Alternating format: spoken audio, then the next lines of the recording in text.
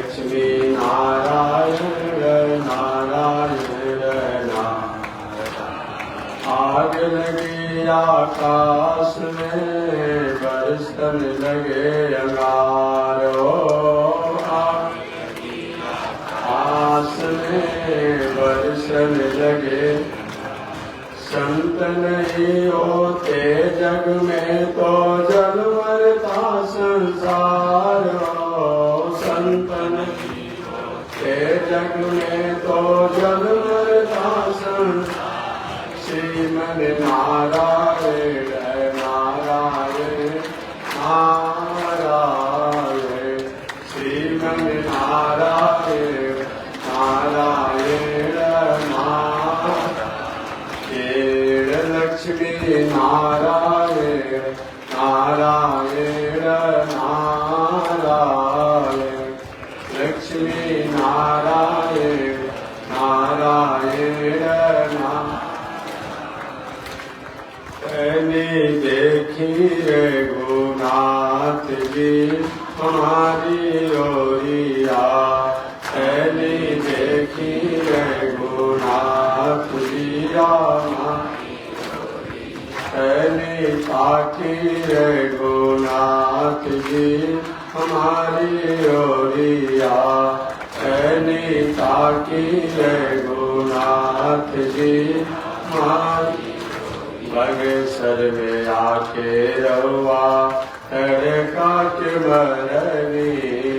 बगसर में आके रहुआ तड़का के मरनी। गौतम नारी अहिल्या के तरनी। गौतम नारी अहिल्या के तरनी। देखी रघुनाथ जी हमारी ओरिया। पहली देखी रघुनाथ जी हमारी ओरिया। श्रीमन नारायण नारायण नारायण। श्रीमन नारायण नारायण नारायण। बोली श्री लक्ष्मी नारायण भगवान की। अनंताचार्य कृपया वेदांत द्वय पारगम रामकृष्णांग्रि सद्भक्तं विश्वक्सेन मुनिं भजे। काषायं यज्ञसूत्रं शुचिवपुषि तथा सोढ्वपुण्ड्रं च बाले। यस्यास्ते दक्षहस्ते कलिकुमतिगिरीन्द्रेन्द्रवज्रं त्रिदण्डं। संसाराग्नि प्रशान्त्यै वृतजलमनलं दारुपात्रं पवित्रं। श्रीविश्वक्सेन सूरे पदकमलयुगा श्रेयसे संश्रयामि। लक्ष्मीनाथ समारम्भा नाथयामुनमध्यमा। अस्मदाचार्यपर्यन्ता वन्दे गुरो परम्परा। नारायणाय विद्महे वासुदेवाय धीमहि तन्नो विष्णु प्रचोदयात्। महालक्ष्म्यै च विद्महे विष्णुपत्न्यै च धीमहि तन्नो लक्ष्मी प्रचोदयात्। तन्नो लक्ष्मी प्रचोदयात्। परमाराध्य श्री लक्ष्मी नारायण भगवान नित्य वंदनीय पूज्य गुरुदेव श्री त्रिडंडी स्वामी जी महाराज के जुगत चरणों में कोटिशः नमन। भगवत भागवत आचार्य कैंकर्य पारायण महानुभाव पावन भूमि पर पावन कथा को पिछले दिन निवेदन किया गया था। पावन कथा प्रसंग अंतर्गत निवेदन किया गया था विश्व के सृष्टि समष्टि और प्रकृति, इन सबकी पहचान कथा है, सत्संग है, संस्कार है, संस्कृति है, सभ्यता है, मर्यादा है। विश्व की प्रकृति से, सृष्टि से, समष्टि से कथा को, सत्संग को, संस्कार को, संस्कृति को, सभ्यता को, मर्यादा को हटा दिया जाए, अलग कर दिया जाए, विश्व की अपनी पहचान कुछ बच नहीं पाती है। अतः जीवन में हमें संस्कृति, संस्कार, सभ्यता, मर्यादा, कथा, सत्संग होनी चाहिए। जिस अनुपात में हमें भोजन की आवश्यकता है, दवा की आवश्यकता है, रोटी, कपड़ा और मकान, रोटी भी जरूरी है, कपड़ा भी जरूरी है, मकान भी जरूरी है, लेकिन उस रोटी को कैसे खाया जाए, उस मकान में कैसे रहा जाए, उस कपड़ा को कैसे पहना जाए, इसके लिए हमें सत्संग और कथा, संस्कृति, संस्कार की भी आवश्यकता है। अगर हमारे पास रोटी, कपड़ा, मकान की व्यवस्था हो, परंतु कथा, सत्संग, संस्कृति, संस्कार न हो, तो रोटी, कपड़ा रहने के बाद भी हम उसको खा नहीं पाते। व्यवहारिक रूप में आपने देखा होगा, कभी कोई बहुत बड़ा नशे में चूर आदमी है, सामने अनेक प्रकार के भोजन के व्यंजन रखे हुए हैं और वही वो गिरा हुआ है, पड़ा हुआ है, किसी को कुछ देखने नहीं मिलता है। कभी कभी तो हम रास्ते में घटना देखते हैं, कोई बहुत अच्छा कपड़ा लता पहना हुआ आदमी है, कहीं पी करके नशे में, कहीं मोड़ पे गिरा हुआ है, मोटरसाइकिल कहीं अलग गिरा हुआ है, वो कहीं अलग गिरा हुआ है। कपड़ा तो उसके पास है, साधन भी उसके पास है, संसाधन भी उसके पास है, लेकिन संस्कृति, संस्कार और सत्संग का भाव उसका जीवन का भाव में उसका जीवन का कोई मतलब नहीं। इसलिए रोटी भी होना चाहिए। अभी कोई कुछ दिन पहले कुछ महानुभाव द्वारा, महोदय द्वारा कहा जा रहा था, बैठ जाए कि क्या सवे सब पूजा पाठ, यज्ञ, दान, तीर्थ व्रत, कथा, प्रवचन, धर्म करने से क्या फायदा, इतने में हम अपने लड़के को पढ़ाएंगे, लिखाएंगे तो उससे मकान बनाएंगे, कहीं और कुछ करेंगे तो अच्छा रहेगा। ठीक है, मकान पर कोई आपत्ति नहीं है, मकान बनाइए, घर द्वार दलान बनाइए, आप बच्चों को पढ़ाइए, अच्छी बात है, लेकिन अगर संस्कार, संस्कृति नहीं रहेगा ना, तो सब कुछ रहने के बाद भी जीवन गुजार सकते। कई लोग कहा करते हैं व्यवहार में कि महाराज जी मेरे पास सभी प्रकार के साधन हैं, लेकिन मेरे घर में मेरा भाई, मेरा पति, मेरा परिवार, मेरा बेटा मार्ग से भटक गया है, शांति नहीं है, जीवन में बहुत मन उदास है।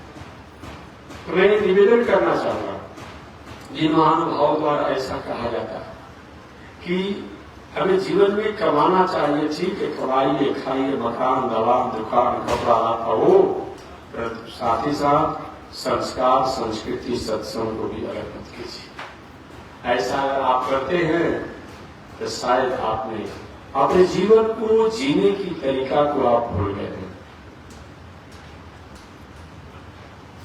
उसी सत्संग, संस्कार, संस्कृति को स्थापित करने के लिए आज से 1000 वर्ष पहले, आज से 1000 नहीं, आज से लगभग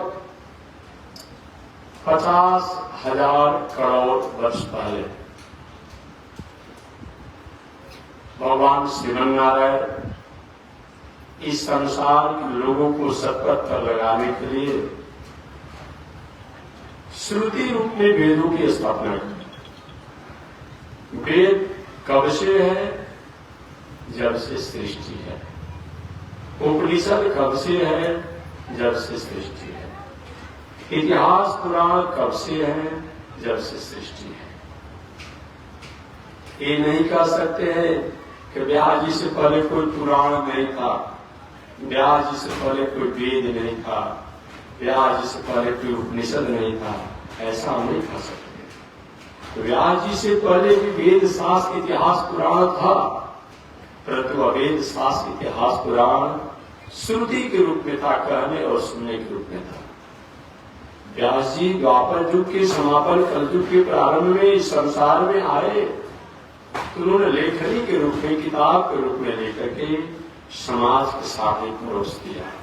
जैसे अभी हम आपके सामने कथा कर रहे हैं, आप अपने मोबाइल द्वारा को लिख करके और हमारी बातों को किताब में छपवा सुना हुआ बात हो सकता है कभी विस्मरण हो जाए, एक किताब में लिख दिया जाता है तो विस्मरण होने पर भी वो किताब द्वारा हम बार बार उस बातों का अवलोकन कर लेते हैं। इसलिए यही कामों को व्यास ने किया है। वस्तुतः वेद, इतिहास, पुराण सब पुराने, कभी कभी विचारकों द्वारा, दार्शनिकों द्वारा, विद्वान और ज्ञानियों द्वारा थोड़ी सी उलझन भरी बातों में उलझ जाते हैं कि भाई वेद पहले का है, उपनिषद पहले का है, इतिहास पहले का है, पुराण पहले का है। आज भी बहुत से लोग इस पर थोड़ी सी अपनी बातों को अभिव्यक्त कर देते हैं कि वेद पहले का है, कि उपनिषद पहले का है, कि इतिहास पहले का है, कि पुराण पहले का है। बहुत से लोग निर्णय नहीं कर पाते हैं। कुछ लोग कहते कि नहीं नहीं, इतिहास पुराण तो बाद में का है। अगर ये बातों को आप कहेंगे कि इतिहास पुराण बाद का चीज है, तो उसी वेद में कभी कभी ऋचाओं की व्याख्या में लिखा है कि अमुक कथा, अमुक पौराणिक इतिहास। तो वेद में इतिहास की जब घटना आती है तो इतिहास था ही नहीं, तो इतिहास की घटना कहां से आ गई, कहां से आ गई? इसलिए इतिहास भी पुराना है, पुराण भी पुराना है, वेद भी पुराना है, उपनिषद भी, चारों पुराण। इसलिए श्री वचन भूषण में कहा गया है वेदार्थो निश्चितव्य स्मृति इतिहास पुराण। ये मैं नहीं कहता हूं, क्या वेदार्थो, वेद का अर्थ निश्चितव्य, निश्चय किया जाता है, स्मृति इतिहास पुराण ही है। पुराण मैंने एक पुराण में पुराण ही कहा गया है। वेदों के अर्थों को निर्णय किया जाता है स्मृति से, इतिहास से, पुराण से, चाहे मनु स्मृति हो, पराशर स्मृति हो, सांगीति स्मृति हो, गौतम स्मृति हो, गर्ग स्मृति हो, अन्य स्मृति हो। स्मृति की व्याख्या में बता चुका हूं। स्मृति दूसरा कोई चीज नहीं है। जो ऋषियों ने वेदों को पढ़ा, उपनिषद को पढ़ा, अन्य शास्त्रों को जाना, दर्शन शास्त्रों को जाना, व्याकरण को जाना, और जानने के बाद मानवों के जीवन जीने का एक सरल, एक सहज वो तरीका का निष्कर्ष निकालना चाहिए कि कौन हो सकता है। और सारे शास्त्रों के निचोड़ के बाद ऋषियों के स्मरण में प्राणियों के कल्याण के लिए, प्राणियों का क्या ध्यान होना चाहिए, क्या चिंतन होना चाहिए, क्या करना चाहिए, क्या हमारे लिए वीर है, क्या हमारे लिए ध्येय है, क्या हमारे लिए प्रिय है, क्या हमारे लिए श्रेय है, ये उनकी मन में जो भावनाएं आई वो स्मृति है। स्मृति का मतलब ऐसे भी कोई हमारे मन में स्मरण हो जाए वही स्मृति होगी, नहीं नहीं। वेद, इतिहास, पुराण, उपनिषद इत्यादि को सुन करके, पढ़ करके, समझ करके, जान करके और एक उससे मिला करके संयुक्त रूप में एक सहजीकरण, सरलीकरण के रूप में प्राणियों के कल्याण के लिए जो मार्ग प्रशस्त किया गया, जो ऋषियों के स्मरण में आया, दिव्य ऋषियों के, वही स्मृति है। मनु जी के मन में भावना आया तो मनु स्मृति हुआ, पराशर जी के मन में आया पराशर स्मृति हुआ, सांडिल्य ऋषि के मन में आया सांडिल्य स्मृति हुआ। यही स्मृति है, बस स्मृति के अलग नहीं है। कभी कभी ये भी बात आती है कि इतिहास तो इतिहास होता है, नहीं नहीं। आपने शायद कभी महाभारत को पढ़ा हो, क्या सुने भी हूं। महाभारत पंचम वेद उच्यते। क्या चीज? महाभारत पंचम वेद उच्यते। महाभारत दूसरा कुछ नहीं है, एक पांचवा वेद ही जो है वही महाभारत है। ऐसे एक बात और मैं कर लूं, कथा तो प्रसंग वस्तु में कथा उसको आगे बाद में बताऊंगा। अभी तो मैं केवल भूमिका के रूप में कल से कथा शुरू किया हूं। महर्षि वेद व्यास जी ने 60 लाख श्लोक की एक संहिता बनाई, एक ग्रंथ बनाया, एक किताब बनाया 60 लाख श्लोक की। उन 60 लाख श्लोक में से व्यास जी ने 30 लाख श्लोक जो है देवताओं के लिए जीना दे दिया। देवगण इसके जो ऋचाएं हैं, जो सूक्त हैं, जो श्लोक हैं, जो मंत्र हैं, जो कणिकाएं हैं, इस आपके काम की चीज है। बाकी बचा 30 लाख। 29 लाख श्लोक में से 15 लाख श्लोक जो है पितर देवताओं को जिम्मा दे दिया गया। भाई एक तो हमारे आपके जो मरे हुए उनको भी हम लोग पितर कहते हैं, लेकिन केवल यही पितर नहीं है, इनके अलावा भी पितर होते हैं, पितर देवता। कुछ दिन पहले के अपनी बुद्धि का पहचान कराने वाला महानुभाव ने कहा था कि सब मरे हुए व्यक्तियों को तर्पण करता है, अमुक करता है, अमुक करता है, रोज बोलते रहता है। लो भाई ठीक है, और उनका वही किताब में है। और कहीं आप भोजनालय में जाइए और वहां पर औषधि या पुंडीर का आपको मिलेगा। भोजनालय में तो भोजन की व्यवस्था है, औषधालय में औषधि की व्यवस्था है। तो भाई वो जो जानता है, जो उसी के अनुसार वो तो बात करेगा। लेकिन केवल हम अपने मरे हुए पितरों के लिए ही में तर्पण इत्यादि कार्य नहीं किया जाता है। एक पितर देवता भी होते हैं, उन पितर देवताओं के लिए हम यजन करते हैं, पूजन करते हैं, ये जो सारी कार्य करते हैं। ऐसे भी बताया गया हमारे जीवन के उपयोग में जो कुछ ऐसी प्रकृति नेचुरलिटी है या नेचुरल कुछ चीज है। देवता का मतलब क्या होता है?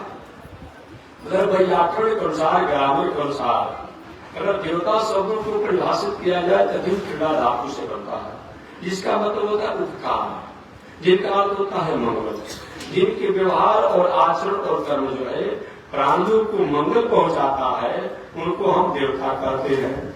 जैसे वायु प्रत्यक्ष देवता, सूर्यो प्रत्यक्ष देवता, चंद्रमा प्रत्यक्ष देवता, ये सब प्रत्यक्ष देवता हैं। ये इनकी कार उपकारों को हम भूल नहीं सकते हैं, अतः प्रत्यक्ष देवता है, इनको देवता कहा गया था। तो उनके लिए भी किया जाता है।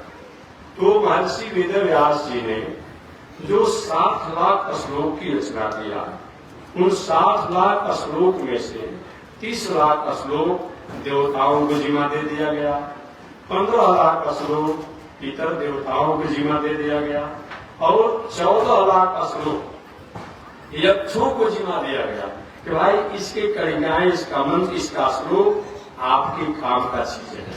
बचा कितना? 1 लाख श्लोक। वही 1 लाख श्लोक को हम वेद के नामों से जानते हैं।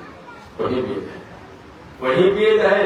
बाद में चलकर को वेद को 4 भागों में कर दिया गया, ऋग्वेद, यजुर्वेद, सामवेद, अथर्ववेद। वही वेद की व्याख्या ही उपनिषद है, और वेद उपनिषद की परिव्याख्या ही, विस्तारीकरण ही, सहजीकरण ही, सरलीकरण ही महाभारत है। महर्षि व्यास जी ने महाभारत की रचना करने के बाद कहा है, यह हास्ति जो मैंने इस महाभारत में लिख दिया है, इससे अलग कुछ इतिहास नहीं होता है। जो मैंने महाभारत में छोड़ दिया है, इससे अलग भी कोई इतिहास नहीं होता है। महाभारत पंचम वेद उच्यते, महाभारत को पंचवा वेद कहा गया है। ऐसे भागवत को भी पंचम वेद उच्यते कहा गया है। तो कहे महाराज वेद तो 4 ही है, आपने तो 6 बता दिया। हालांकि आज समाजियों ने तो एक अलगे वेद निकाल दिया है, उनकी बातें मैं कभी नहीं करता हूँ। अभी वो भी चल ही रहा था, तरीके पंथाई ने एक और वेद निकाल दिया। कुछ उनके अनुयायी होंगे तो नाराज हमारे पर नहीं होंगे, अगर मेरी बात आपको अच्छा लगेगी तो सुनिएगा, और नहीं लगेगा तो हमारी बात हमारे पास वापस कर दीजिएगा। अरे भाई, आपके पास माखन, मिश्री, मेवा, राबड़ी, अनेक प्रकार के भोजन के व्यंजन सामने थाली में रखा गया। आप कहे भाई मैं हाथ जोड़ता हूँ, आप लौटा लीजिए, लौटा लेते हैं। उसी प्रकार से अगर मेरी बात आपको अच्छी नहीं लगे, शायद समझने में दिमाग में नहीं बैठा हो, मेरी बात मेरे पास लौटा दीजिएगा, नाराज मत होइएगा। अभी तो 4 वेद की बात हम करते थे। 2 वेद को वेद जैसा माना जाता है, वेद ही समझा जाता है, वेद ही जैसा स्वीकार किया जाता है, महाभारत को भी और भागवत को भी। अब इतना बात होते होते एक और भी बात आ जाती है, रामायण जरूरी वेद है, इसको भी नकारा नहीं जा सकता। वेद वेदे परे पुरुषे जाते दशरथ आत्मज, वेद प्राचीन सादा से साक्षात रामायण आत्मना। और वाल्मीकि रामायण को भी वेद कहा गया है, इसको भी नकारा नहीं जा सकता। तो 7 वेद हो गए। 4 वेद तो सब लोग जानते हैं, ऋग्वेद, यजुर्वेद, सामवेद, अथर्ववेद। बाकी महाभारत को पंचम वेद कहा गया, भागवत को पंचम वेद कहा गया, और रामायण को भी पंचम वेद कहा गया। तो 7 वेद हो गए। आप मुझे महाराज जी थोड़ी बात मान लिया जाए, जब आप लोग अपने अनुसार 7 वेद कर सकते हैं, अपन भाइयों द्वारा 1-2 वेद को बढ़ा दिया गया है, तो आप आपत्ति क्यों करते हैं? देखिए, जहां भी रामायण लिखा गया है, या महाभारत लिखा गया है, या भागवत लिखा गया है, ये नहीं कहा गया है कि वेद जैसा ही है, वेद के समान ही है, वेद के भाव ही है। वास्तव वेद तो 4 ही है, क्योंकि अगर बात वही होना चाहिए, मनन की बात होना चाहिए, खंडन की बात नहीं होनी चाहिए। तो हमारा जब आदि कवि कौन है? ब्रह्मा जी। ऐसे हम लोग वाल्मीकि जी को आदि कवि कहते हैं, लेकिन आदि कवि ब्रह्मा जी। सृष्टि में भगवान श्रीमन नारायण की सृष्टि में ब्रह्मा जी से पहले कोई था नहीं, लेकिन उन्हीं के द्वारा वेद निकला हुआ। तो ये वेद, जो वेद का भाव है, वेद का तात्पर्य है, वेद का जो लक्ष्य है, वही लक्ष्य महाभारत का भी है, वही लक्ष्य भागवत का भी है, वही लक्ष्य वाल्मीकि रामायण का भी है। इसलिए इनको भी पंचम वेद के रूप में जाना जाता है। लेकिन आज के लोगों द्वारा वेद जो बनाया गया, अभी कुछ दिन पहले एक महोदय जी ने हमसे कहा, 2-5 दिन नहीं हुआ होगा, कि महाराज जी एक और वेद बड़ी मन लग रहा है, आपको कल्याण में कौन सा वेद है? तो उन्होंने कहा कि स्वर वेद। और बताइए, ये कौन सा वेद है? स्वर वेद। ये कोई मतलब होता है? और जो जोग के 1-2 शब्दों को लिख के और उसके अलग से वेद बना दिया। अरे भाई, हमारे यहाँ तो सुबह सुबह जगने को जिसको लोग स्वर वेद कह रहा है, जो कहता है, जो विहोम, जो अनुयायी लोग उसको स्वर वेद कह रहा है, स्वर वेद कह रहा है। लेकिन वो वेद तो हमारे यहाँ रोज उसकी अनुसंधान योग साधना में लगने को बताया गया है कि सुबह सुबह जगिए। तो सुबह सुबह जगने के बाद जानते थे ऋषि लोग, जानते थे भगवान, जानते थे देवता कि जब कलयुग आएगा तो जैसे मानते हैं कि मेरा बोलने का अधिकार होता है, उसी प्रकार से लोग अलग अलग पंथ निकालेंगे। तो भगवान ने ऐसा पंथ विचार दे दिया कि कनादी आप नास्तिक होंगे, आपको हमसे अलग नहीं होना पड़ेगा। जैसे मैं कभी कभी कथा में कहता हूं कि आप नाम से आपको विरोध है, आप नाम नहीं कहेंगे, लेकिन आराम कहेंगे ना, तो आज समन्ता राम, आराम आपने कहा तभी आपने अफसोस के साथ राम कह दिया, आपने विराम कहा तभी आपने राम कह दिया, और कहीं नास्तिक है आपने हराम कहा तभी आपने राम कह दिया। इसलिए तो श्रीमद् वाल्मीकि रामायण में, श्रीमद् वाल्मीकि रामायण में वाल्मीकि जी ने कहा है इक्ष्वाकु वंश प्रभवो रामो नाम जनै श्रुता। कौन इस दुनिया में अभागा होगा जो राम नाम को नहीं सुना होगा, नहीं कहा होगा। राम कहिए तो, विराम कहिए तो, विश्राम कहिए तो, हराम कहिए तो, आराम कहिए तो राम कहना ही पड़ेगा। कहाँ सर्ग हो सकते हैं, इसलिए कोई सर्ग नहीं हो सकता है। मैं निवेदन करना चाह रहा था कि हम लोग जब सुबह सुबह कुछ दिनचर्याएं हमारी होती है कि सुबह जगने के बाद हम लोग को कब सुबह जगना चाहिए।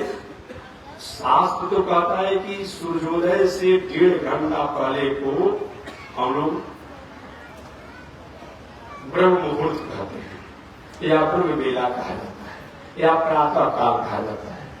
आप कहेंगे महात्मा जी 2 बजे तक ड्यूटी करेंगे कंप्यूटर पर, आज 4 बजे आप जगा देंगे तो काम चलेगा, तो हम भी थोड़ा सा छूट दे देते हैं आपको कि चलो भाई 4 बजे मत जगे कम से कम।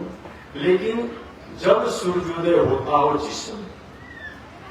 जब सूर्योदय जिस समय होता हो उससे 45 मिनट पहले आप जग जाइए, और 45 मिनट पहले जग करके मंत्र आवे तो ठीक है, नहीं आवे तो कोई बात नहीं, अपने हाथों को दर्शन करिए, उसके बाद पृथ्वी को प्रणाम कीजिए। और भी दिनचर्या है, जब व्याख्या विस्तार से हो तो मैं बाद में बताऊंगा। और अजपा गायत्री का संकल्प कर लीजिए। अजपा, अजपा का मतलब क्या होता है? ओ माने नहीं, ओ माने नहीं, अजपा माने जप। जिसका जप नहीं किया जाता है, परंतु संकल्प करने से जप करने जैसा ही फल प्राप्त होता हो, उसका नाम क्या है? अजपा गायत्री जप। एक कौन ऐसा मंत्र है भाई जो जप नहीं करना पड़े और जप का फल प्राप्त हो जाता है तो संकल्प करने से? जानते थे ऋषि लोग, भगवान भी जानते थे कि आने वाले कलिकाल में लोगों का दिल दिमाग में बुद्धि बदल जाएगी, नास्तिकता की ओर जाएंगे। तो भगवान ने एक ऐसा मैं आपके जीवन में क्रिया भर देता हूं कि कितना भी नास्तिक बनेंगे आप नास्तिक नहीं बन पाएंगे। वो कौन जप है? अपने अपने में आप लोग अनुभव करेंगे। आप शांति से बैठे हैं। श्वास जब हम बाहर की वायु को भीतर खींचते हैं, नासिका द्वारा, मुंह द्वारा, जो भी आप सीखते हो, अगर किसी की तबीयत खराब है तो मुंह से श्वास लेता है, लेकिन प्राय नासिका से नहीं लेना चाहिए।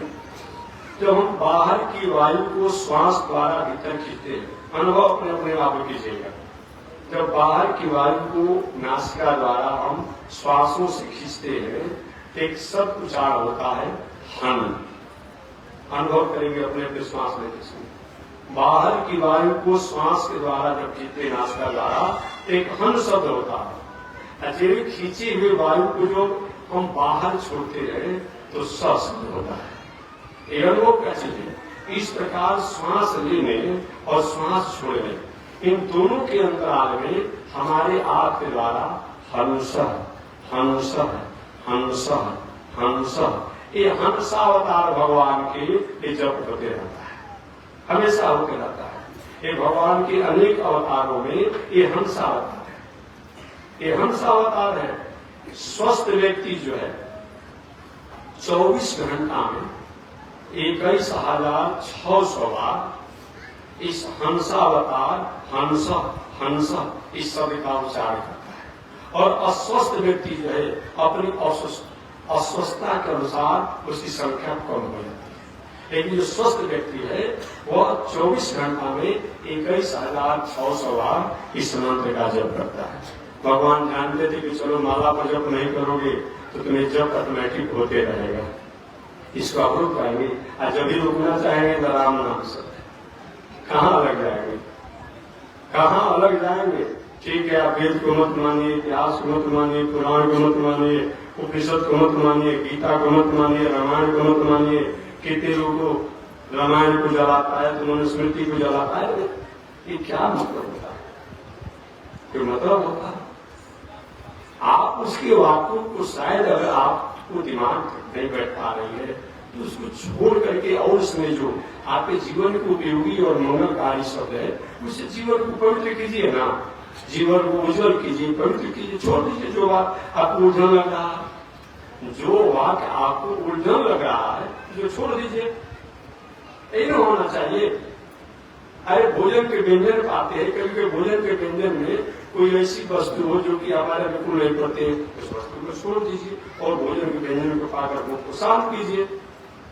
अब आप संकल्प लेके नहीं, अब भोजन में कहीं सब्जी तीता हो गया, आज के बाद हम भोजन करवे नहीं करेंगे। एक कोई मतलब होता है क्या? एक कोई मतलब है? नहीं, ये मतलब नहीं है।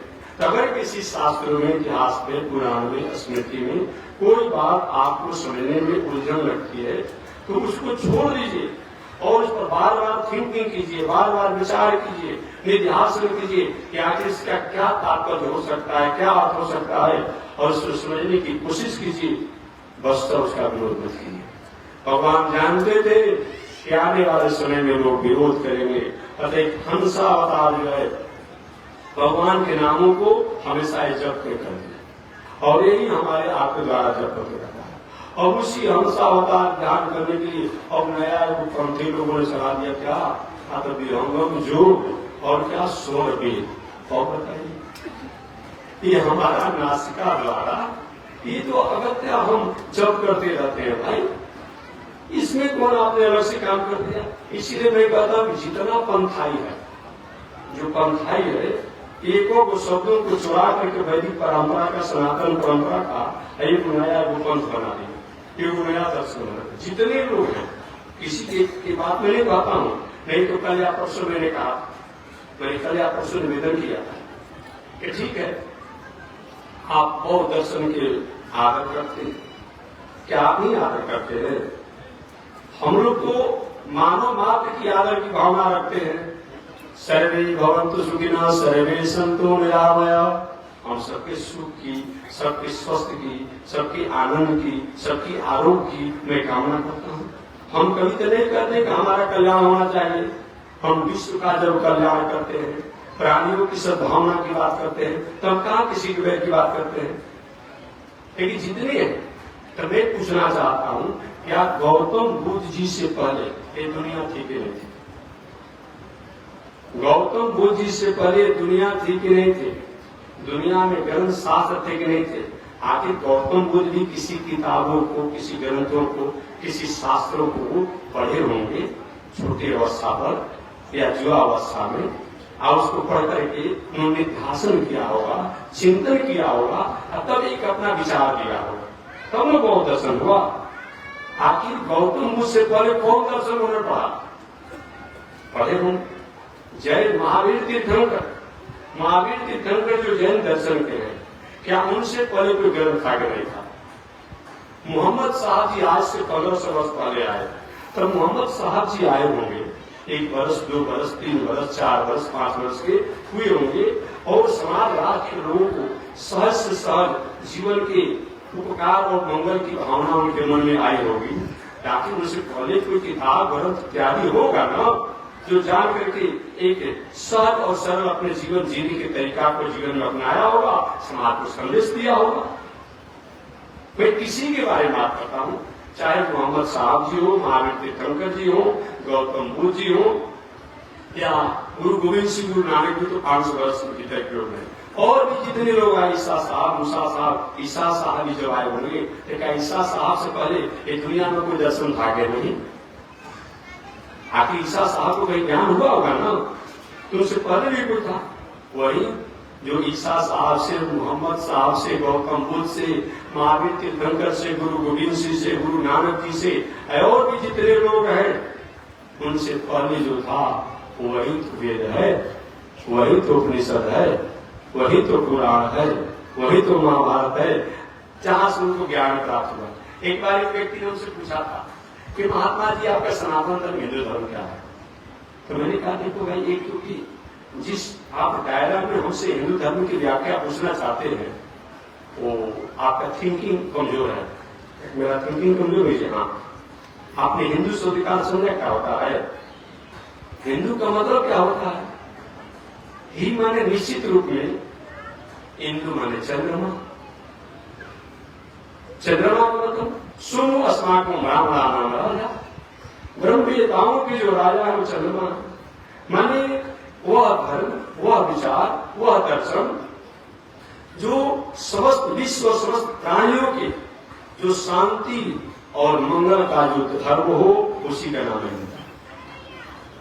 किसी एक व्यक्ति की जात में ये समस्त प्राणियों के, समस्त मानवों के जो कल्याण की जो बात करे, उसका नाम है वही हिंदू धर्म। तो मैंने कहा कि देखिए, एक व्यक्ति पूछा था, हमने कहा कि ये से समुद्र है, समुद्र से किसी ने सीप निकाल लिया, उसकी वही एक्सपीरियंस था, किसी ने उससे नमक निकाल लिया, किसी ने मोती निकाला, और किसी ने उससे मछली निकाल लिया, किसी ने कछुआ निकाल लिया, किसी ने समुद्र के सर्प को निकाल लिया, किसी ने बालू निकाला। तो जिसकी जैसी एक्सपीरियंस थी उसने उसको निकाल लिया, लेकिन समुद्र समुद्र जैसा ही बना रहा। वही हमारी सनातन धर्म है, वही हमारा धर्म है। कितने लोग आएंगे, कितने लोग निकालेंगे इसमें से, फिर भी अपने गंभीर बना रहे हैं। क्योंकि इसकी जितनी भी दुनिया की नदियां हैं, वो समुद्र में ही जाकर के शांति को प्रलय होती है और कहीं नहीं होती है। इसीलिए मैं निवेदन करना चाहता हूं कि जितने लोग आए, एक एक शब्दों को हमारे यहाँ सत्य आदि का है। गौतम बुद्ध जी ने दया को, परमार्थ को, अहिंसा को, सत्य को अपने जीवन का एक दिनचर्या बनाया। ये तो हमारा जिस समय हम लोग लड़का जन्म लेता है, उसी समय से घर घर के माता पिता सिखाते, बेटा झूठ नहीं बोलना है, हिंसा नहीं कर। छोटे छोटे लड़का जो है छुट्टी को छूटा हाथ से मारना चाहे, अरे बेटा हिंसा नहीं करने का, पाप लगेगा। ये तो हमारे यहाँ जिसमें लड़का जन्म लेता है, उसी समय अहिंसा पर सिखाया जाता है, दया की भावना सिखाई जाती है, प्रेम की भावना सिखाई जाती है, सत्य की भावना सिखाई जाती है। क्या है? यही ना बौद्ध दर्शन में बताया जाता है। क्या बताया जाता है? इसीलिए सत्य को समझो, ईश्वर को समझो, तो गुरु समझ कहते। एक ऐसा नियामक नियंता है जो पूरी दुनिया को संचालित करता है। तो जितने लोग दुनिया में हैं, कोई भी दर्शन हो, वो सभी लोगों ने हमारे वैदिक परंपरा के एक एक शब्दों को, एक एक सूत्रों को अपने जीवन के आचरण में उतारा, और उतार करके उन्होंने पंथ को, एक विचार को, एक दर्शन को चलाया, वही लोगों का है।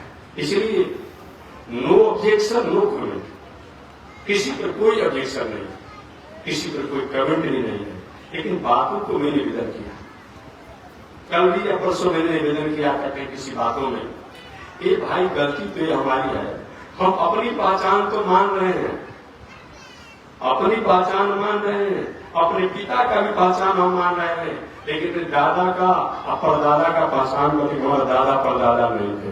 अगर दादा परदादा नहीं है तो मेरे पिता की पहचान नहीं हो सकती है। मेरे पिता की पहचान अगर नहीं होगी तो मेरी भी पहचान नहीं होगी। आज लोग क्या कह रहा है? आज अपने पिता और अपनी पहचान की बात तो करता है, लेकिन कहता है कि मेरे बाबा नहीं, मेरे दादा नहीं। ये नहीं करती है। आप कहते हैं कि हम अमुक के वंशज है, अमुक है, लेकिन वो कहां से आए? उनसे पहले कौन था? ये भी तो आपको विचार करना पड़ेगा। हमेशा एक शब्द को मैं कहते रहता हूं, all thing right and beautiful, all creature great and small. छोटे बड़े सुनहरे चौकीले जो कुछ भी दुनिया में है, उसको कोई न कोई बनाने वाला है, निर्माण करने वाला है।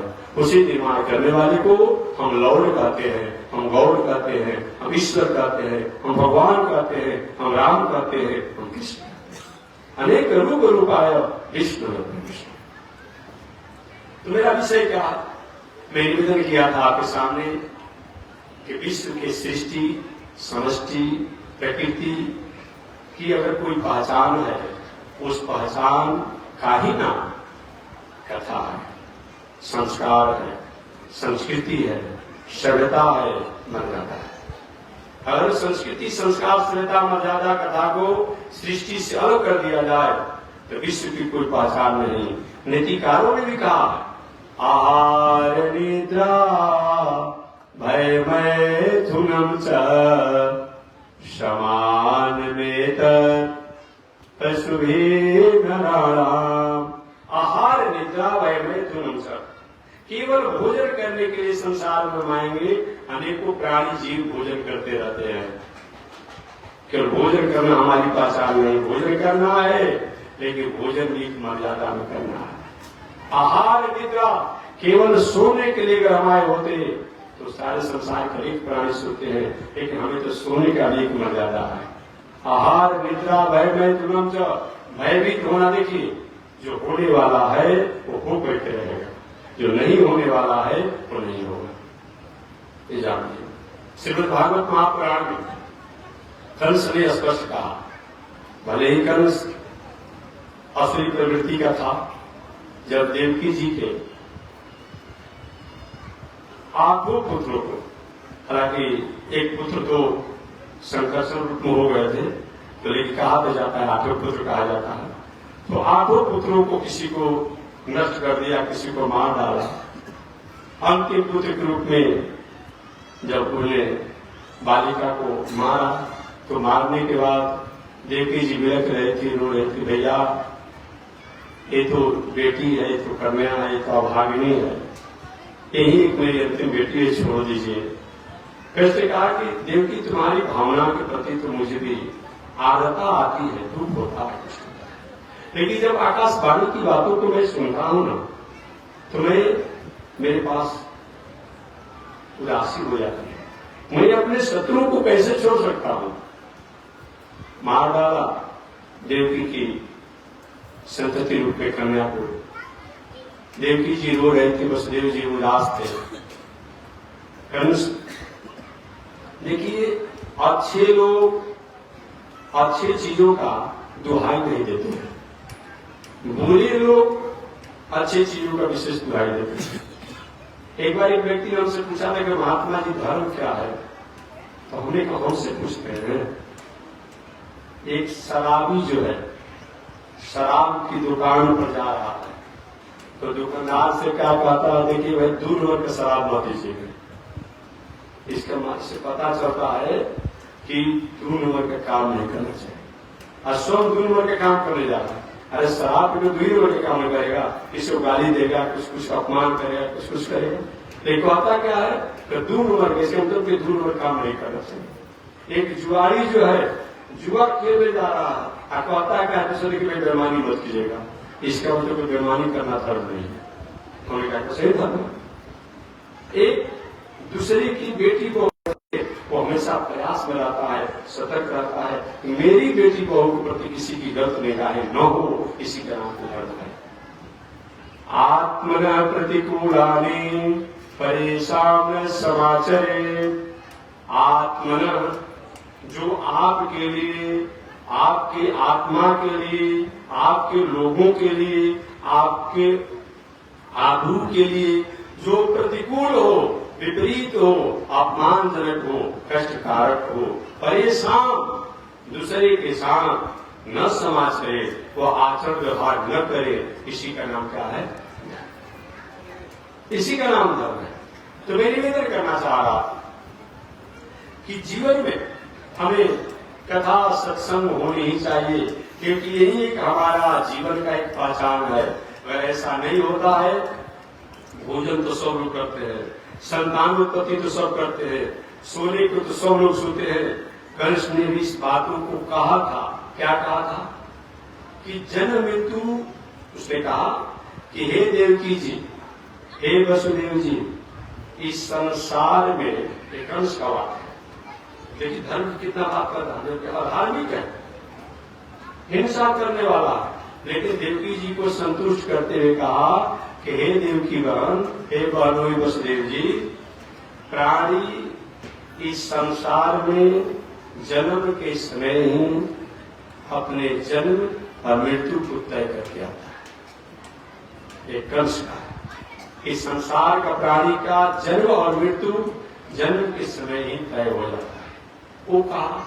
लेकिन अन्य अगर शास्त्रों की बात किया जाए तो होता है कि नहीं, गर्भे में तय हो जाता है, गर्भे में तय हो जाता है। एक कंस ने जो भागवत में कहा कि जन्म के समय ही जन्म मृत्यु सुख दुख कष्ट सब तय हो जाता है।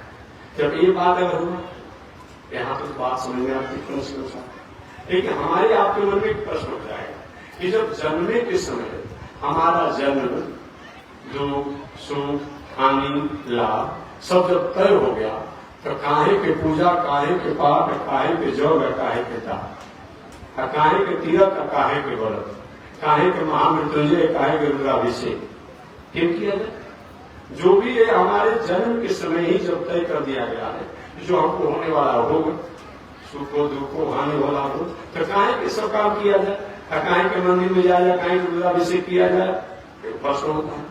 बस एक बात और मैं जोड़ू, दो बात गीता में आई, आनंद भी आया कि एक तो होता है कि हमारे पास सत्य है कि जीवन के समय ही, जन्म के समय ही सुख और दुख सब तय कर दिया जाता है, परंतु अच्छे कर्मों को करने से वह हमारा और बढ़ जाता है। बिजली का करंट आ रहा है, अच्छी बात है, लेकिन बिजली की करंट अगर लंबी तार के माध्यम से आ रहा है तो प्रकाश तो वोल्ट का होगा, और उसी में कहीं ट्रांसफार्मर लगा दिया जाए नजदीक में तो अपने घर के बगल में, तो वोल्ट बढ़ जाता है।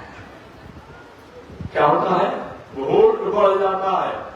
तो हम जो पूजा हो, पाठ हो, यज्ञ हो, दान हो, तीर्थ हो, व्रत हो इत्यादि, रुद्राभिषेक हो, महामृत्युंजय हो इत्यादि जो करते हैं, इससे क्या होता है? हमारा प्रारब्ध सुख का हो तब, दुख का हो तब, तो दोनों जो है, अगर मान लीजिए सुख है तो ठीक है, लेकिन अगर अच्छे काम जो करते हैं तो वोल्ट सुख का और बढ़ जाता है। 100 रुपए का व्यापार करते हैं, 1000पति बन जाते हैं। किसी का अगर वोल्ट कहीं दूर का है तो 1000 रुपए का व्यापार करता है और वह खाकपति बन जाता है। अब नहीं सुना, एक साथ 2 आदमी व्यापार किया और करोड़पति बन गया, हम इसी तरह रोड तो बने हुए हैं। यही अगर हमारा सुख दुख तो जो है वो रहेगा, लेकिन कर्मों को करने से, अच्छे कर्म करते हैं तो उसका वोल्ट बढ़ जाता है। अगर कहीं बुरी कर्म करते हैं तो हमारा प्रारब्ध जो है कष्ट कम रहेगा, लेकिन और अधिक हो जाता है। बात से सीधी दूसरा उदाहरण देकर मैं आगे बढ़ जाऊं। अभी गर्मी चल रही है, हम गर्मी को तो नहीं रोक पाएंगे, गर्मी को नहीं रोक पाएंगे, ये करेंगे क्या? और गाड़ी में आ रहे हैं और एसी गाड़ी है, तो हमने तापमान को हमने बाहर को रोका नहीं, लेकिन एयर कंडीशन गाड़ी में आने से बाहर के तापमान का प्रभाव हमारे पर कम हुआ। यहाँ अगर पंखा के नीचे बैठ गए, कहीं एसी मकान में चले गए, तो जैसे ताप को नहीं रोक पाएंगे, गर्मी को नहीं रोक पाएंगे।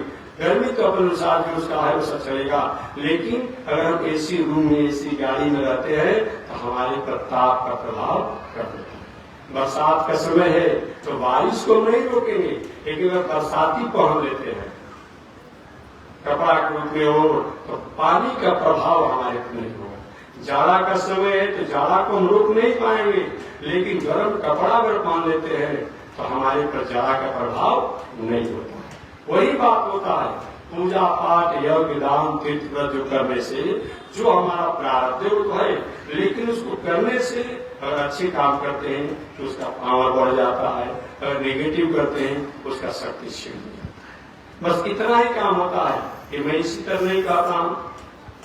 सत्संगाद भवनी स्त्रियो गुरुमुखा श्री संप्रपद्यात्मा प्रारब्धम परिभुज्य कर्म सकलम प्रछिन्न कर्मांतर। सत्संगाद भवनी स्त्रियो गुरुमुखा श्री संप्रपद्यात्मा प्रारब्धम, वे सुनिए इसको, प्रारब्धम परिभुज्य कर्म सकलम प्रछिन्न कर्मांतर। हमारा प्रारब्ध जो है प्रछिन्न कर्मांतर, प्रछिन्न माने कमजोर होकर के, हल्का होकर के हमें उसको भोगना पड़ता है। हमने अगर कोई हमारा प्रारब्ध है तो अच्छी कर्म करने से प्रछिन्न होकर के भोगना पड़ता है। जैसे कहीं आपके प्रारब्ध में है कि रास्ता में जाने से एक्सीडेंट तो होगा, कि घटना को रोका नहीं जा सकता, घटना को रोका नहीं जा सकता, घटना होगी। अंतर क्या होगा? अच्छा अगर हमारे द्वारा जान में अनजान में और कोई काम हो जाएगा, तो रोड घटना होगी, लेकिन हाथ में छिला करके टूट करके हो जाएगा। बस इतना ही अच्छा काम करने से। अब बाकी क्या हुआ, थोड़ा सा कहीं ठेस लगा, कहीं कुछ हुआ, एक्सीडेंट हो गया, दुनिया चले गई। तो जो हमारा प्रारब्ध है वो प्रक्षीण होकर के हमें भोगना पड़ता है, बाकी अवश्य में भोक्तव्य। कीर्तन कर विश्वास निश्चित रूप में अपने कर्मों का फल हमें भोगना पड़ता है, भोगना पड़ता है, भोगना पड़ता है। इसको कोई रोक नहीं सकता, कोई रोक नहीं सकता। इसलिए जीवन में हमें अच्छे कर्मों को करना चाहिए। केवल भोजन करने के लिए, केवल संतानोत्पत्ति करने के लिए, केवल भयभीत होने के लिए, केवल इस संसार में आए होते तो पशु पंछी भी हमें संसार में बना दिए जाते। लेकिन सब कुछ होने के बाद हमें धर्म ही को अधिको विशेष। मानव की क्या पहचान है? धर्म। धर्म का मतलब क्या होता है? नैतिकता, संस्कार, संस्कृति, सभ्यता, मर्यादा। और सब कुछ भूल जाए तो भूल जाए, कभी भी संस्कार, संस्कृति, नैतिकता और मर्यादा को नहीं भूलना चाहिए। जिन व्यक्ति ने संस्कार, संस्कृति, नैतिकता को भूल गए, उन व्यक्ति की पहचान उस समय भी नहीं थी, आज भी नहीं है और बाद में नहीं है। इसलिए नीतिकारों ने भी कहा कि कीर्ति यश से जीवति। जिसकी कीर्ति है, जिसका संस्कार, सभ्यता, मर्यादा है, वही आज इस संसार में जीवित है। ये संसार में देख लीजिए, कोई व्यक्ति समाज के लिए, राष्ट्र के लिए, देश के लिए और कोई काम किया, भले वो शरीर से चला गया, लेकिन आज उसकी कीर्ति है। जो व्यक्ति समाज, राष्ट्र को बहुत बड़ा परेशान किया, आज भी उसके नाम पर उदास हो जाते हैं। इसलिए जीवन में कीर्ति होना चाहिए, और यह कीर्ति ही हमारे जीवन की संस्कार का, समष्टि का, सृष्टि की संस्कृति है। कथा का मतलब क्या होता है? कथा है क्या चीज? कथा का मतलब क्या होता है? कम सुखम, एकाक्षरी कोश। कम सुखम, कम आनंदम, कम सदाचारम, कम सद आहारम, कम सद व्यवहारम, अस्थाप्यति, लाति, गृह्णाति, ददाति इति कथा। कथा हमारे जीवन का वह एक कंडीशन है। कथा हमारे जीवन का वह एक जीवन जीने का पैटर्न है। कथा हमारे जीवन जीने का वह एक स्टेटस है। कथा हमारे जीवन का जीने का वह एक आर्टिकल है। कथा हमारे जीवन का जीने का वह एक डिक्शनरी है। कथा हमारे जीवन का जीने का एक सिलेबस है। कथा हमारे जीवन का एक आर्ट ऑफ लिविंग है। कथा हमारे जीवन जीने का वह एक सिद्धांत है, वह एक विचार है, वह एक दर्शन है, वह एक थीसिस है, वह एक सूत्र है, जिसके द्वारा हम अपने भटके हुए मार्गों को संयम करने के लिए और सतपथ पर चलने के लिए प्रेरणा को प्राप्त करते हैं। उसी का नाम कथा है। दूसरे शब्दों में, जिन शब्दों को सुनने से जीवन में सुख की प्राप्ति होती है, आनंद की प्राप्ति होती है, शांति की प्राप्ति होती है, समरसता की प्राप्ति होती है, सहनता की प्राप्ति होती है, उसका नाम कथा है। तीसरे शब्दों में, कथा हमारे जीवन में जिनको सुन करके कम सुखम, जो 3 प्रकार के सुख बताए गए हैं, ब्रह्मानंद, विद्यानंद और सांसारिक आनंद, इन तीनों प्रकार के आनंद के हम अधिकारी होते हैं, उसका नाम कथा है। चौथे शब्दों में कथा का मतलब को ब्रह्म को कहा जाता है, को परमात्मा को कहा जाता है, को ब्रह्म को कहा जाता है, को परमात्मा को कहा जाता है। हमेशा इस व्याख्या को मैं करते रहता हूं। आप पूछे कैसे हम को माने ब्रह्म कह सकते हैं, को माने परमात्मा कहेंगे? तो यजुर्वेद के मादनी शाखा के 40वां अध्याय, खम ब्रह्मा, ख का अर्थ ब्रह्म होता है। ऋषि कुमारों को पढ़ा रहे थे, खम ब्रह्म, खम ब्रह्म, ख का अर्थ ब्रह्म होता है, ख का अर्थ ब्रह्म होता है, ख का अर्थ ब्रह्म होता है।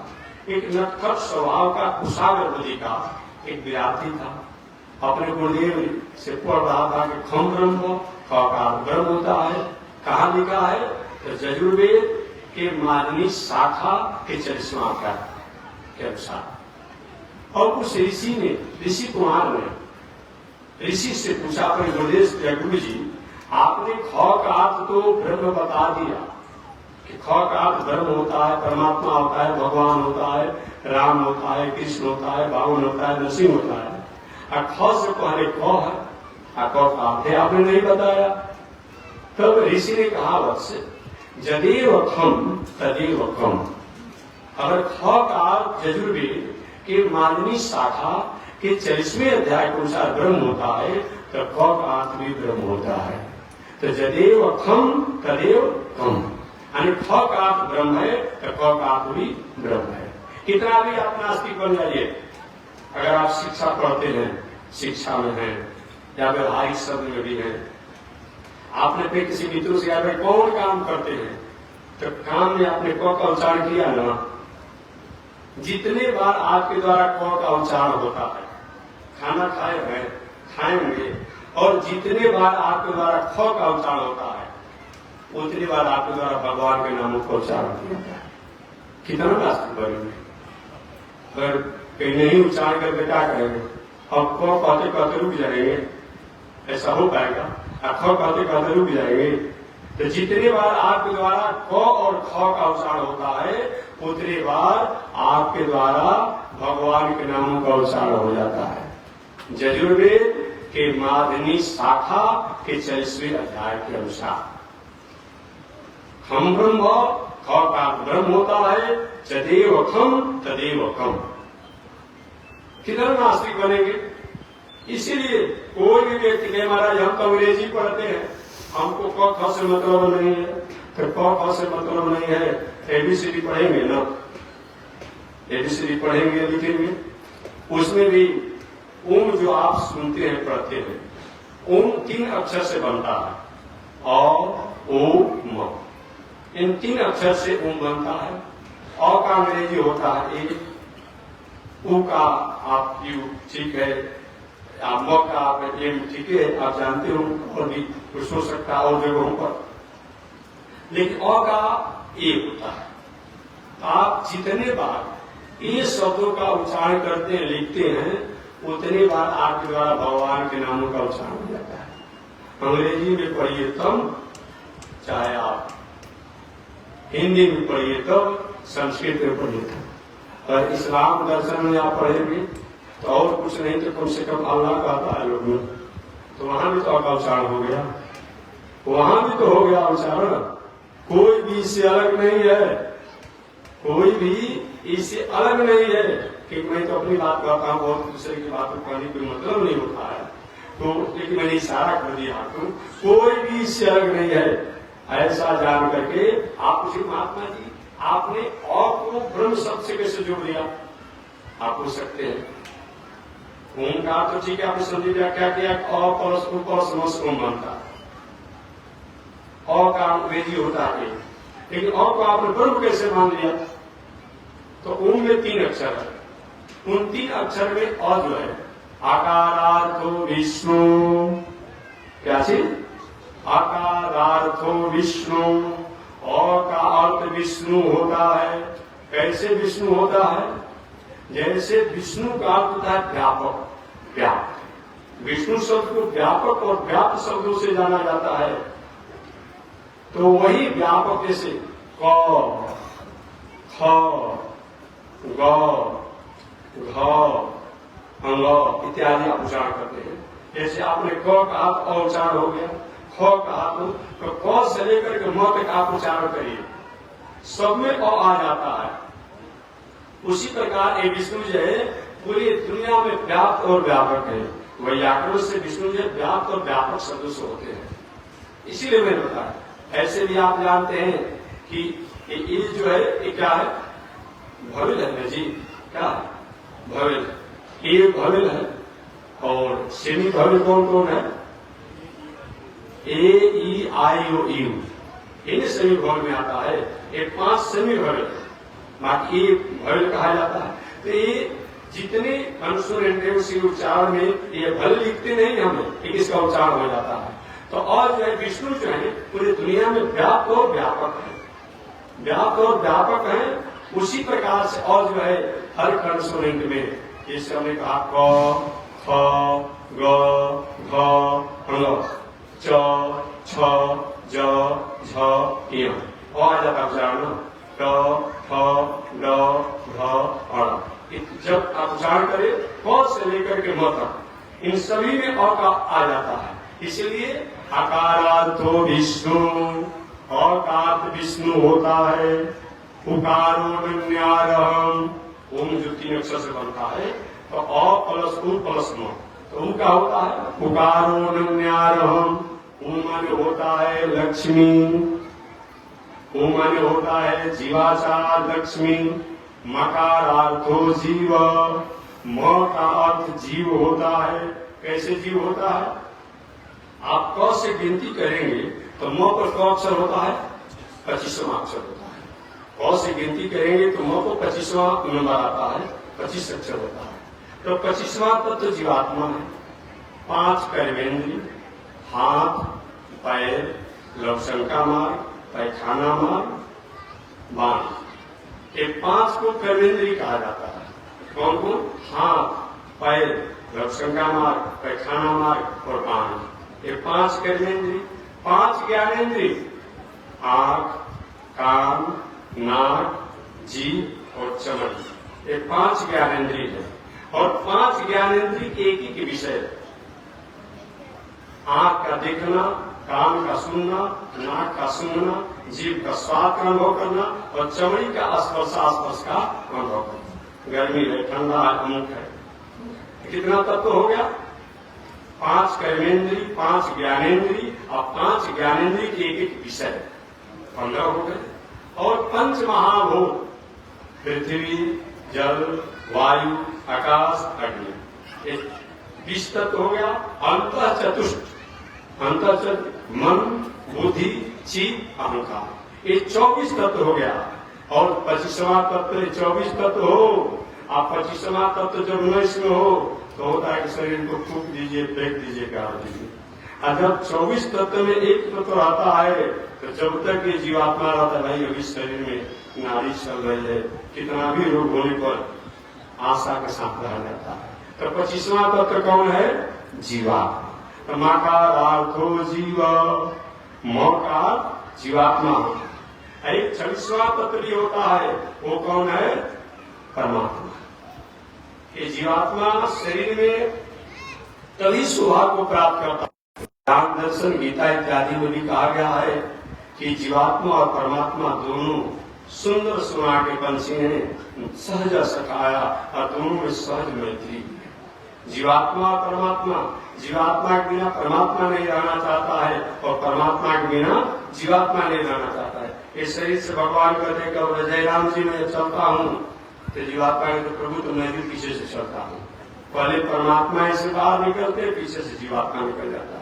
और जीवात्मा जब निकलता है, इस शरीर की जो शक्तियां जो है, इस शरीर में हमें किलो आधा किलो खून रहते हैं, वो खून न जाने कहाँ चला जाता है। मरने के 10 घंटा के बाद पानी हो जाता है। 10 घंटा के बाद, 15 घंटा के बाद, 20 घंटा के बाद इस शरीर को खून को निकाल कर काम ले सकते हैं। जो भी लेना होगा प्राण श्वास चलता है, उसमें का खून कामयाब होगा, डेड हो जाता है। न जाने कहाँ तत्व चले जाते हैं, कहाँ शक्तियां चली जाती है, कहाँ एनर्जी चली जाती है। तो ये 26वां तत्व जीवात्मा है। तो मकारार्थ हो जीव, म का जीवात्मा होता है। ओम का क्या हुआ? अ माने परमात्मा, ओम माने जीवाचार्य लक्ष्मी जी, और म माने जीव, माने ब्रह्म जीव माया। इतना बड़ा ओम का अर्थ होता है। ओम का मतलब ब्रह्म, जीव और माया, इन तीनों के अर्थों को ओम करता है। ऐसे ओम को आज तो कुछ विचारकों द्वारा क्या किया? ओम हटाओ सब कुछ खाओ, शिव बाबा को गुरु बना नया चल रहा है ना, वो ओम का प्रचार कर रहा है। और बताइए, इतना बड़ा व्यापक और विस्तार, जिसका एक रहस्य है, अर्थ है, और ऐसे को ओम हटाने की बात आप करते हैं। इतना सहज है ओम हटाना। अब लोग काहे के लिए ऐसा गुरु पुरोहित मिल जाता जो कि सब कुछ को कर्म करने का परमिट लाइसेंस देता, हम चेला भी बन जाते। ऐसे चेला बनने बनाने से, ऐसे गुरु बनने बनाने से क्या मतलब? जिनको बनने बनाने के बाद भी हमारे जीवन में जो गलतियां जो है, जो भ्रांतियां हैं, जो भूल है, जो चूक है, उस पर किसी प्रकार का जब सुधार ही नहीं हो रहा है तो हमको क्या मतलब होता है गुरु बनाने से, धर्म में जाने से? एक कोई मतलब होता है। इसलिए मैं निवेदन करना चाह रहा हूं कि कथा हमारे जीवन का, कथा का मतलब यजुर्वेद के मादनी शाखा के 40वें अध्याय के अनुसार इन शब्दों को सुनने से, जिन वाक्यों को सुनने से हमें ब्रह्म शब्दों को, ब्रह्म तत्वों को हमारे दिल में, दिमाग में, मन में, बुद्धि में, चित्त में, स्वभाव में स्थापना हो जाए, उसी का नाम कथा है। तो शिष्य चर्चा मैं पुनः करूंगा कि विश्व के समष्टि, सृष्टि, प्रकृति की पहचान कथा से, सत्संग से है।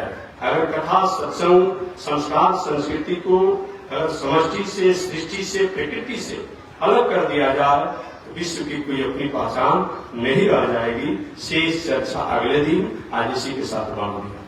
श्रीमन नारायण लक्ष्मी नारायण, श्रीमन नारायण लक्ष्मी,